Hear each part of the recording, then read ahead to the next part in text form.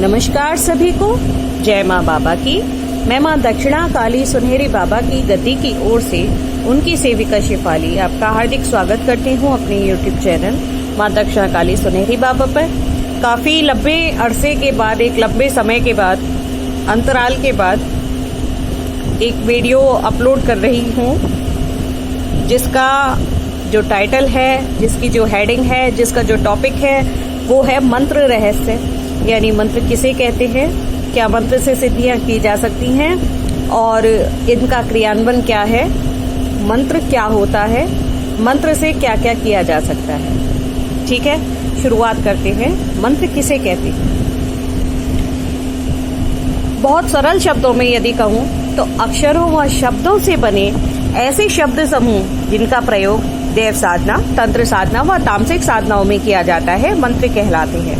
मंत्र के माध्यम से ही पूजा, जप, तप आदि बड़े ही सहज रूप से सिद्ध किए जा सकते हैं। या कठिन शब्दों में कहूँ तो कुछ अक्षर, शब्द समूह अथवा शब्दों का निरंतर प्रयोग अथवा जाप करके अंतर चेतना जागृत हो सकती है तथा इस ध्वनि एवं तरंग की विधि को मंत्र योग कहा जाता है। जाप मानसिक रूप से भी किया जा सकता है। कुछ ध्वनियों का रहस्यमय संयोजन परमात्मा स्वरूप मंत्र होता है। कह सकते हैं कि मंत्र वे अक्षर व संयुक्त अक्षर होते हैं जिनका कोई सीधा अर्थ न होते हुए भी वह इष्ट देव से संबंधित साधक एवं ब्रह्मांड की शक्ति से परिपूर्ण होते हैं। मंत्रों द्वारा उत्पन्न ध्वनि तरंगों का मनुष्य के मन एवं अंतश्चेतना पर भारी प्रभाव होता है। कह सकते हैं कि मंत्र ध्वनि की तरंगों में परम सत्य ही परमात्मा के रूप में विद्यमान होता है, यानी मंत्र ध्वनि की तरंगों में परम सत्य ही परमात्मा के रूप में विद्यमान होता है। मंत्र सूक्ष्म शक्तियों का वह पुंज है जिनके संयोजन से ही हमारी चैतन्य में वस्तुओं का छाया रूप में सृजन होता है। यूँ कहिए कि मंत्र योग मन को साधने का तंत्र है। मंत्र सूक्ष्म किंतु रहस्यमय तत्व है जो कई स्थूल तथा सूक्ष्म तत्वों का नियमन अथवा क्रियान्वयन करते हैं। सर्वप्रथम परमात्मा मंत्र के रूप में ही उपस्थित होता है। मंत्र परम सत्य है, मंत्र ही अस्तित्व है, मंत्र ही चैतन्य है और मंत्र में ही परम सत्य है। और यही परम सत्य है कि सही मंत्र के जाप के द्वारा सभी सिद्धियां प्राप्त की जा सकती हैं। कह सकते हैं कि या हम तर्क लगाएं तो तर्क ये कह सकते हैं कि मनुष्य तथा समस्त ब्रह्मांड एक ही शक्ति का स्वरूप है, क्योंकि मंत्र में ही परम सत्य निहित है। अतः साधक समस्त शारीरिक एवं बाह्य शक्तियों को अपने वश में कर लेता है। भिन्न भिन्न प्रकार के मंत्रों द्वारा अपने अपने शब्द संयोजन के अनुसार शक्तियों का प्रस्फुटन होता है। प्रस्फुटन यानी बाहर निकलना उनका, है ना। साधक के आसपास का वायुमंडल इन शक्तियों द्वारा उत्पन्न ऊर्जा से भर जाता है और ऐसे आभा मंडल का निर्माण हो जाता है जिसके केंद्र में साधक इन शक्तियों के नियामक के रूप में विद्यमान होता है, यानी इन शक्तियों पे साधक का पूरा कंट्रोल हो सकता है, कह सकते हैं हम। अवचेतन मन पर मंत्रों का इतना सशक्त प्रभाव होता है कि साधक परमात्मा के साक्षात्कार से व्याकुल हो उठता है। वो इतना व्याकुल हो जाता है कि उसे उस परमात्मा का साक्षात्कार एक बार करने की तीव्र उत्कंठा हो जाती है। समझ रहे हैं? तीव्र उत्कंठा मतलब इतना ज़्यादा क्यूरियस हो जाता है, इतना ज़्यादा वो उसे और कुछ होश नहीं रहता, उसे यही लगता है कि कैसे भी एक बार दर्शन हो जाए उनके। मंत्र परमात्मा का नाम, प्रतीक और स्वरूप तीनों ही कह सकते हैं हम। मंत्र है, मंत्र ही समस्त जगत के कारक हैं तथा ब्रह्मांड के आधार स्वरूप हैं तथा हमारे जीवन, विचारों तथा चेतना के भी आधार वही हैं। समस्त जगत के आधार, नक्षत्र पुंजों, जगत की समस्त शक्तियों, सभी लोकों तथा बुद्धि तथा भीतर एवं बाहर की सभी वस्तुओं का जो नियमन है यानी संचालन है वो मंत्रों के द्वारा ही होता है। जगत का अस्तित्व एवं उसका विनाश भी मंत्र में ही निहित है। बिल्कुल ऐसा हो सकता है कि यदि हम कोई मंत्र सिद्ध कर ले तो हम जगत का निर्माण भी कर सकते हैं और जगत का जो है विनाश भी हमारे ही हाथों हो सकता है। अब कहें कि मंत्र जप से लाभ क्या है, तो कह सकते हैं कि मंत्र विज्ञान के अनुसार भाग्य चक्र द्वारा जनित दुखों से रहित समस्त मानव दुखों का विनाश मंत्रों द्वारा किया जा सकता है। यानी यदि हमारे भाग्य में जो दुख तकलीफें लिखी हुई हैं उनका भी विनाश हम यदि एक अच्छे तरीके से मंत्रों का जाप करते हैं, एक विशिष्ट रूप से विशिष्ट प्रकार से उसकी सिद्धि करते हैं, तो इन सभी चीजों का हम विनाश कर सकते हैं जो भाग्य जनित हमारे लिए क्लेश, कोप, रोग, दोष हैं। प्राय सभी मनुष्य सांसारिक सुखों के लिए लालायत रहते हैं, जैसे कि अर्थ यानी धन चाहिए, किसी की शादी नहीं हो रही है, किसी को पुत्र नहीं है, किसी के पुत्री नहीं है, किसी को दुनिया में सम्मान कमाना है, किसी को नाम कमाना है, कोई यश चाहता है तो कोई सभी प्रकार के आनंदों का भोग चाहता है ना। परंतु मेरी एक लालसा इच्छा यही है कि परमात्मा मिल जाए। तो हर किसी का एक न एक भौतिक उद्देश्य अवश्य होता है। तो अभीष्ट वस्तुओं की प्राप्ति तथा अनिभिष्ट वस्तुओं से जो छुटकारा प्राप्त करने का जो सुख है ना, इस सुख को हम मंत्र के द्वारा प्राप्त कर सकते हैं। सांसारिक भोगों एवं उन्नति को प्राप्त करने हेतु मंत्र अत्यधिक शक्तिशाली उपाय है। मंत्र सब प्रकार के दुखों का नाश करने वाला तथा अंत में भक्ति मुक्ति प्रदायक भी होता है। सिद्ध महात्माओं द्वारा परम ध्यान की अवस्था में मंत्रों की संधारणा की गई है, जिससे मानव के समस्त दुखों का नाश किया जाकर उन्हें समस्त संसारिक भोग उपलब्ध हो सके तथा श्रद्धा एवं भक्ति पूर्वक मंत्र जाप करने वालों को मुक्ति प्राप्त हो सके। अब बताना चाहूंगी जप योग के बारे में, क्योंकि मंत्र है तो उसका जाप भी होना चाहिए। कैसे होगा? जप से अर्थ है चक्रीय गति में घूमने की क्रिया एवं जप योग से अर्थ है चैतन्य को बार बार चक्रीय गति में घुमाकर आत्मा का परमात्मा से मिलन कराना। यानी कह सकते हैं कि इस प्रकार की क्रिया को यानी मंत्रों को बार बार दोहराने की क्रिया जिससे आत्मा से परमात्मा का मिलन हो जाता है ना। मंत्रों का लयबद्ध रूप से उच्चारण ही जाप है ना।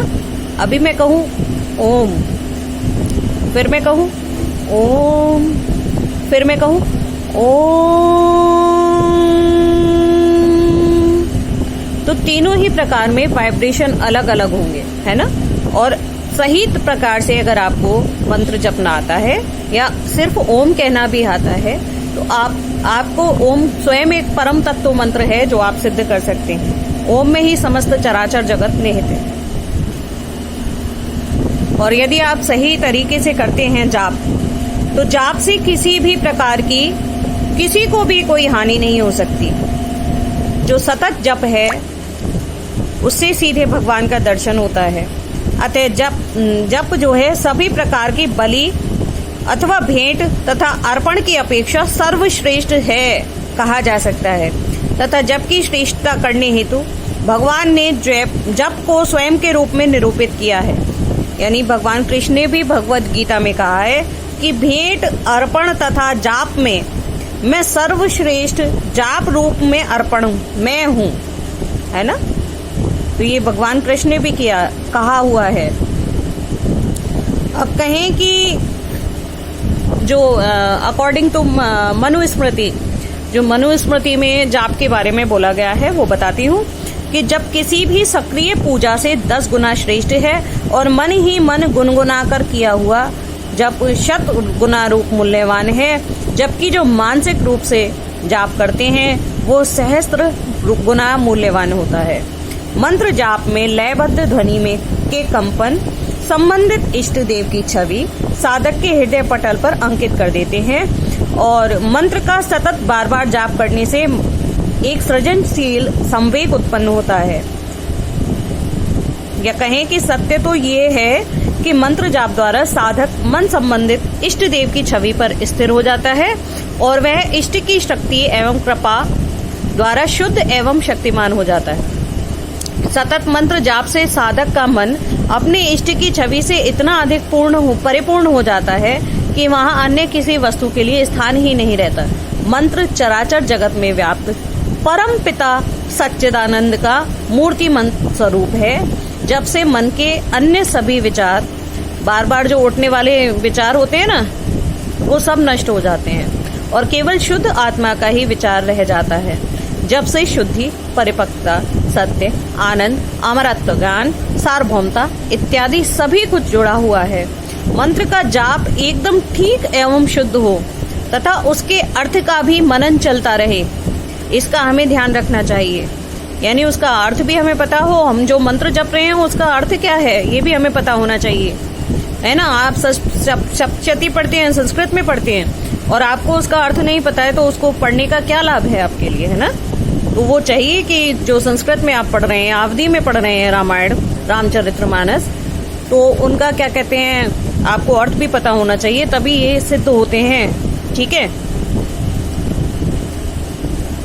अब क्या कहूं कि जो हमारे हृदय का अंतरतम कोना है, और अपनी आत्मा से हमें यह अनुभव करना चाहिए कि ये मंत्र जो है ये सर्वत्र व्याप्त है। यंत्रवत मंत्र का जाप का लाभ अपने स्थान पर है, परंतु पूर्ण रूपेण लाभ तभी प्राप्त होता है जब मंत्र के अर्थ को हृदय की गहराइयों से धारण कर उसे अत्यंत क्रियाशील बना दिया जाए।